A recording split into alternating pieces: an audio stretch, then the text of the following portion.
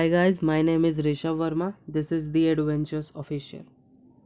इस वीडियो में हम लोग केमिकल रिएक्शंस एंड इक्वेशंस का दो टॉपिक्स करने वाले हैं, रैंसिडिटी एंड कोरोजन. ओके, जैसा कि आपको कंटेंट्स में दिख रहा होगा, हम लोग क्या क्या पढ़ने वाले हैं.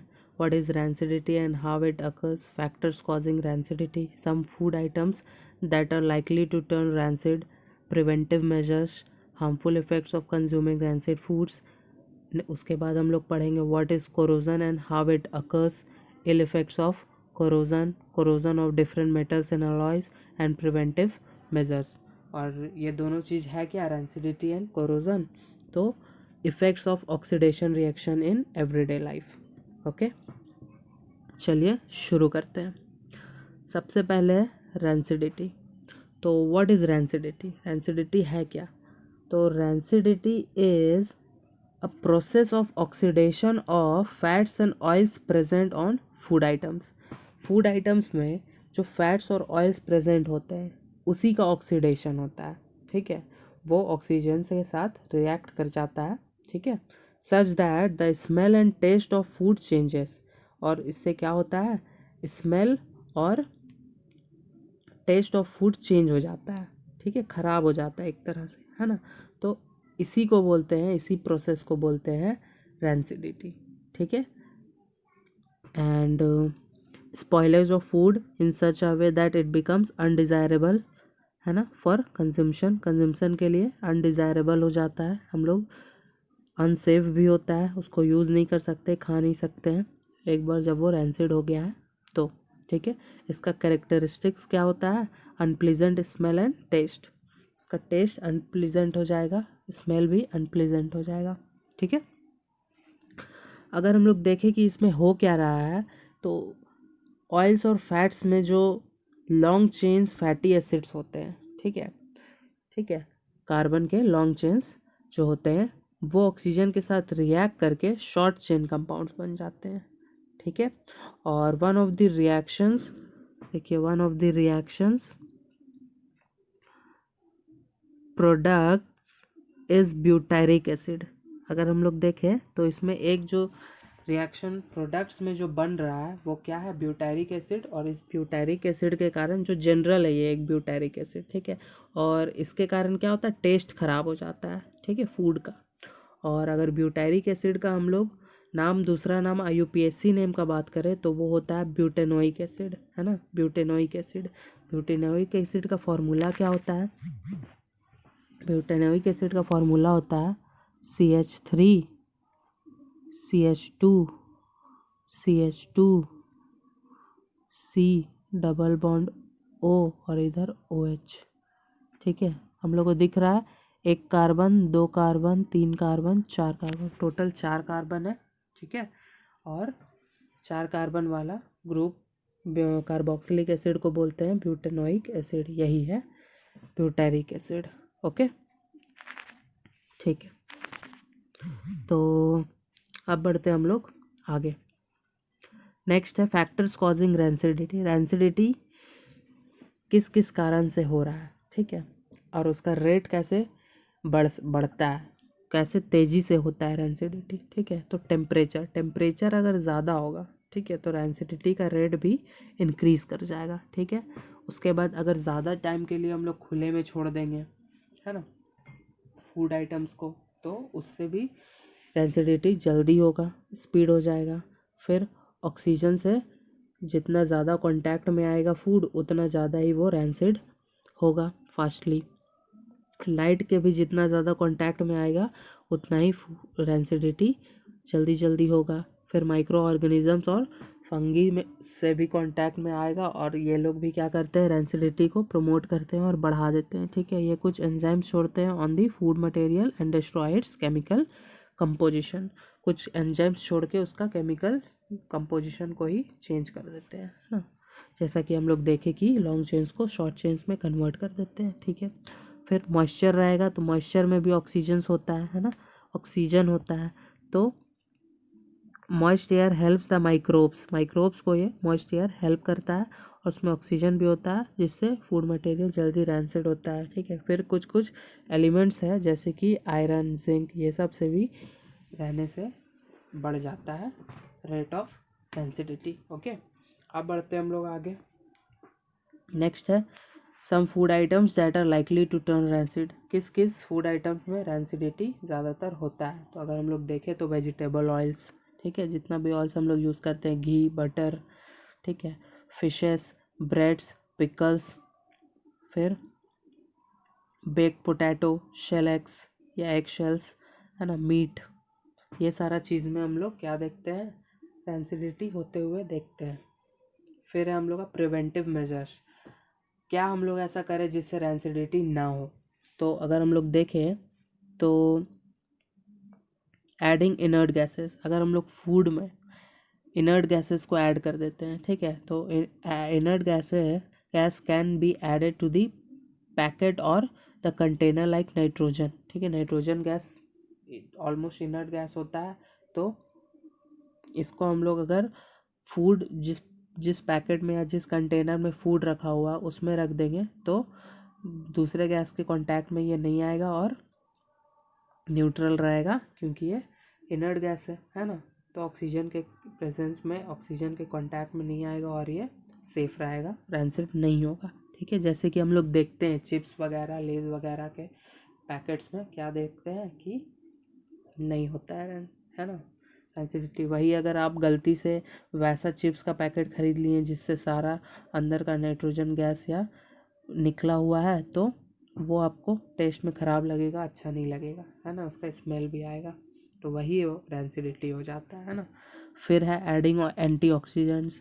एंटीऑक्सीडेंट्स क्या होता है? जो ऑक्सीडेशन को प्रिवेंट करता है, वैसा कंपाउंड्स हम लोग ऐड कर देंगे जो ऑक्सीडेशन को प्रिवेंट करेगा, तो उसको बोलते हैं हम लोग एंटीऑक्सीडेंट्स। और इससे ऑक्सीडेशन नहीं हो पाता है, जिससे रैंसिडिटी भी नहीं हो पाता। कुछ कंपाउंड्स जैसे नाम याद दिया हुआ ब्यूटाइलेटेड हाइड्रोक्सी एनिसोल और ब्यूटाइलेटेड हाइड्रोक्सी टॉल्वीन। इसका आप लोग गूगल में सर्च करके ये देख लीजिएगा फार्मूला वगैरह, ठीक है, उतना ज़रूरी नहीं है पर देख सकते हैं। फिर है refrigeration. Refrigerators reduce the temperature। Refrigerator temperature को reduce कर देता है, and hence don't allow the microbes to continue their processes। और माइक्रोब्स को, माइक्रो ऑर्गेनिजम्स को प्रिवेंट कर देता है एंजाइम्स वगैरह छोड़ने से और ख़राब करने से फूड को, ठीक है। फिर है वैक्यूम पैकेजिंग। जैसे कि हम लोग देखे होंगे स्पेस में जो लोग जाते हैं वो वैक्यूम पैकेजिंग करते हैं, है ना, प्लास्टिक में जो भी भरना होता है फूड आइटम्स को उसको भर देते हैं और सारा गैस उससे निकाल लेते हैं। इससे क्या होता है कि उसके अंदर कोई गैस नहीं रहता है, ऑक्सीजन भी नहीं रहता है, तो नहीं हो पाता है रैंसिडिटी, ठीक है। फिर नेक्स्ट है बाय यूजिंग ऑक्सीजन स्कैवेंजर्स।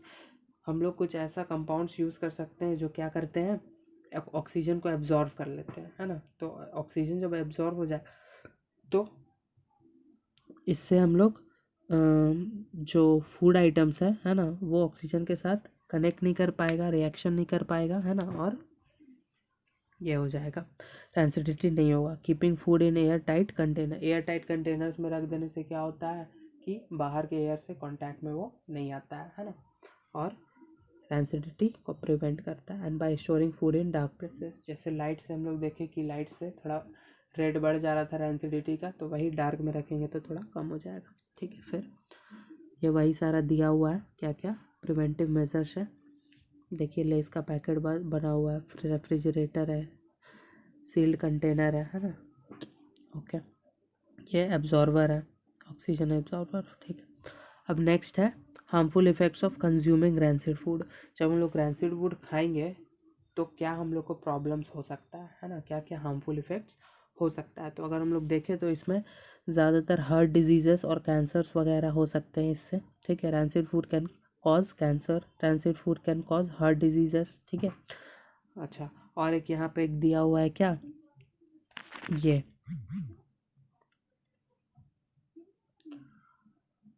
ये वाला देखिए इसको, आर्थेरोस्क्लेरोसिस। आर्थेरोस्क्लेरोसिस ये क्या होता है, हार्ट जो आर्टरीज होता है जिसमें ये फ्लो करता है ब्लड, है ना, वो फैट हो जाएगा, वो मोटा हो जाएगा, उसमें कोलेस्ट्रॉल वगैरह ये बन जाएंगे, जिससे वो थोड़ा मोटा हो जाएगा और जैम हो जाएगा रास्ता, जिसके कारण प्रॉब्लम होगा फिर, है ना, ब्लड फ्लो में, ठीक है।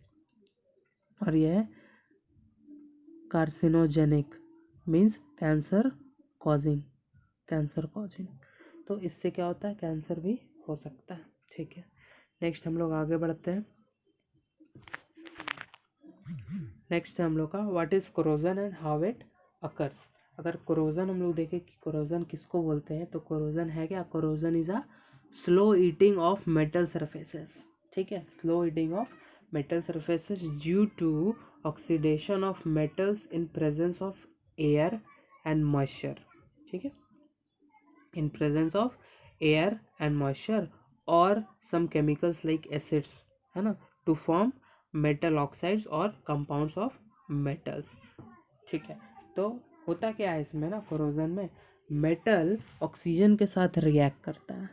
ठीक है, जो सराउंडिंग में हम लोग का ऑक्सीजन है, मॉइस्चर है, वाटर है ना, इसके साथ वो रिएक्ट करता है और मेटल ऑक्साइड ज़्यादातर बनता है, और या फिर दूसरा मेटल कंपाउंड भी बन सकता है। तो दूसरा मेटल कंपाउंड्स या मेटल ऑक्साइड बनेगा और वो मेटल ही मेटल ऑक्साइड्स या मेटल कंपाउंड्स में कन्वर्ट हो गया, इसलिए जो मेटल लॉस हो गया यहाँ पे, है ना, मेटल का लॉस हो गया, मेटल धीरे धीरे ख़त्म होने लगेगा। तो इससे क्या होगा, डैमेज हो जाएगा, डिस्ट्रॉय हो जाएगा मेटल। ठीक है, इसी प्रोसेस को बोलते हैं कोरोजन। ठीक है, corrosion is the oxidation of metals in presence of air and moisture to form compounds of the metals. Corrosion converts refined metal to their more stable oxide. It is the gradual destruction of metals और materials, ज़्यादातर metals हम लोग consider करते हैं। ठीक है, by chemical reaction with their environment. ठीक है, अब यहाँ पे दो टाइप का कोरोजन हो सकता है, एक जनरलाइज्ड और एक लोकलाइज्ड। तो जनरलाइज्ड में क्या होता है ना, सरफेस का पूरा धीरे धीरे ये होता है, रस्टिंग होता है। ठीक है, या कोरोजन होता है। लेकिन लोकलाइज में क्या होगा, कोई एक पॉइंट पे होगा और वो पॉइंट पे फिर धीरे धीरे कैविटी बनने लगेगा और वो पॉइंट पूरा छेद हो जाएगा वहाँ पे। तो ये होता है लोकलाइज कोरोजन। ठीक है, अब हम लोग नेक्स्ट स्लाइड में चलते हैं। नेक्स्ट है हम लोग का इल इफेक्ट्स ऑफ कोरोजन। तो अगर हम लोग इल इफेक्ट्स देखें कोरोजन का, तो क्या क्या क्या हो सकता है, जो भी हम लोग का इक्विपमेंट है ना, वो डैमेज हो जाएगा। फिर और क्या हो सकता है, decrease in weight, reduced strength कम हो जाएगा। जो भी इक्विपमेंट होगा वो जितना दिन चलने वाला होगा उससे कम ही दिन चलेगा, है ना। Downtime of equipment, decrease in weight, lost surface properties, जो भी उसका सरफेस प्रॉपर्टीज होगा वो लॉस हो जाएगा, क्योंकि सरफेस अब मेटल नहीं है, अब वो मेटल का कंपाउंड है या मेटल ऑक्साइड बन चुका है। ठीक है, मेटल ख़त्म हो गया और मेटल ऑक्साइड या मेटल कंपाउंड्स बन चुका है। रिड्यूस्ड वैल्यू ऑफ गुड्स, जो गुड्स है उसका वैल्यू घट जाएगा, क्योंकि अब वो हम लोग बनाए थे मेटल से, लेकिन अब वो मेटल रहा ही नहीं। फिर नेक्स्ट अगर हम लोग देखें तो नेक्स्ट है corrosion of different metals and alloys. जैसे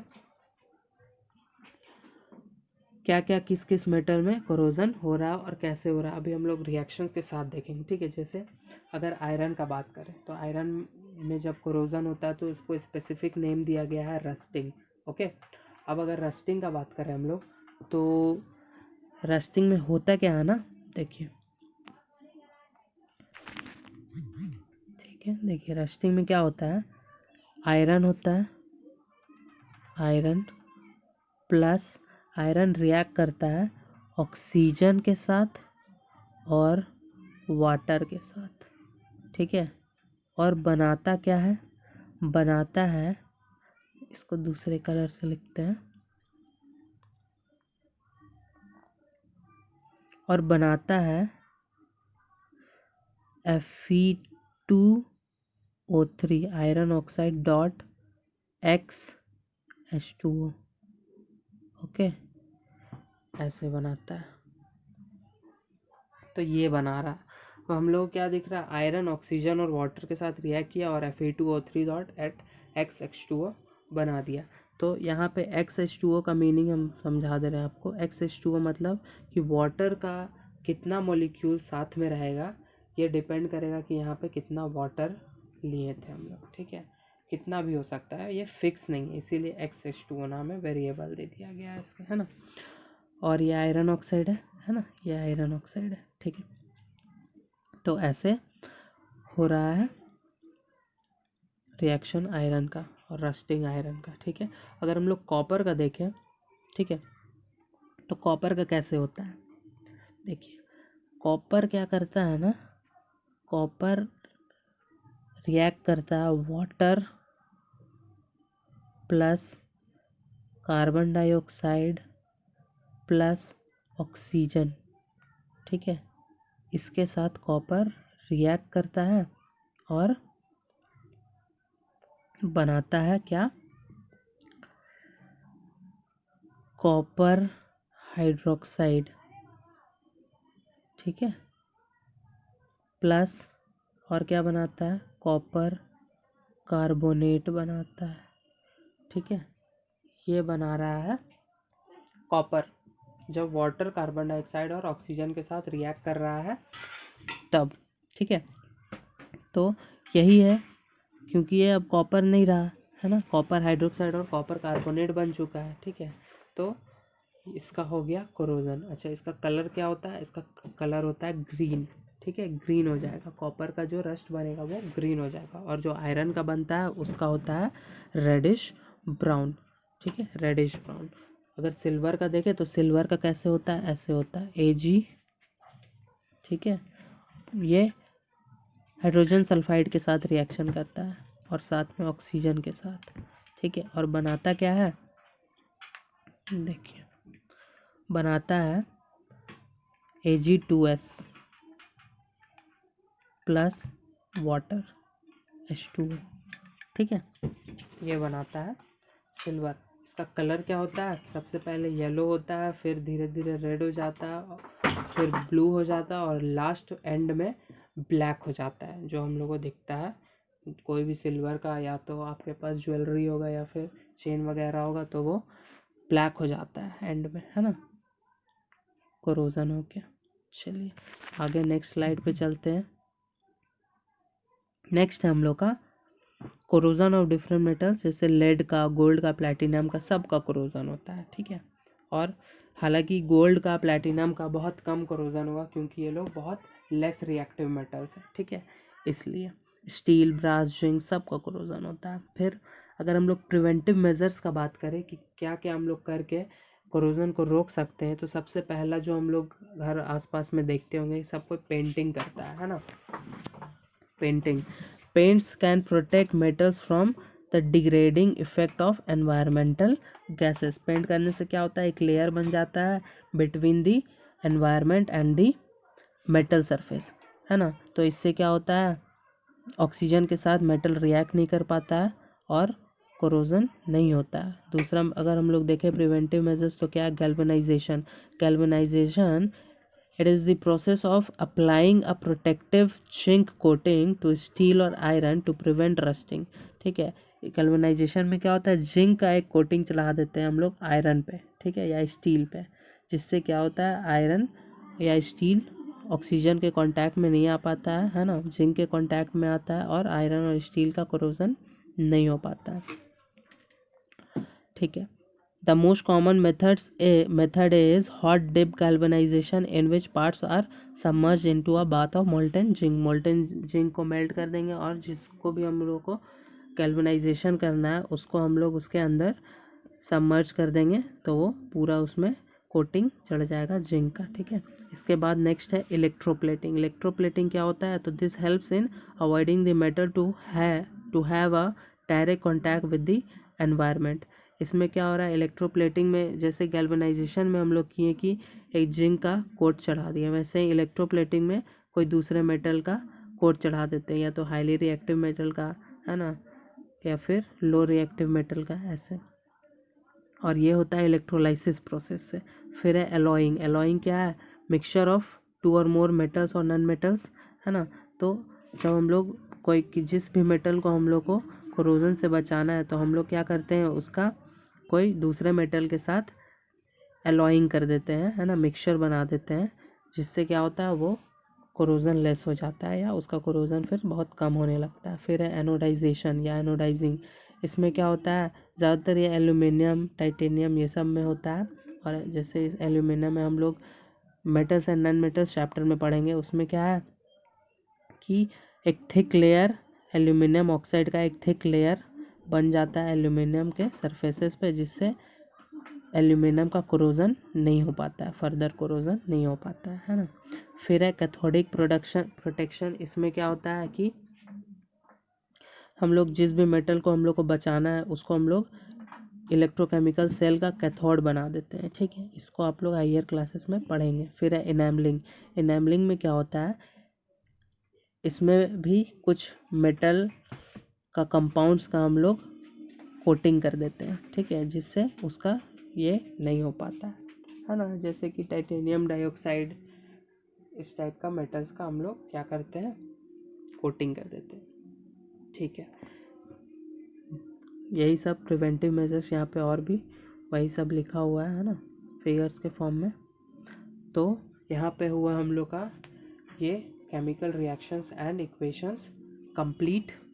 ये चैप्टर हम लोग का कंप्लीट हो चुका है, ठीक है। अगर आप लोग को हमारा वीडियोस पसंद आ रहा होगा तो ज़रूर से ज़रूर लाइक एंड सब्सक्राइब करिएगा, है ना। चलिए मिलते हैं हम लोग नेक्स्ट वीडियो में। अभी के लिए थैंक यू फॉर वॉचिंग।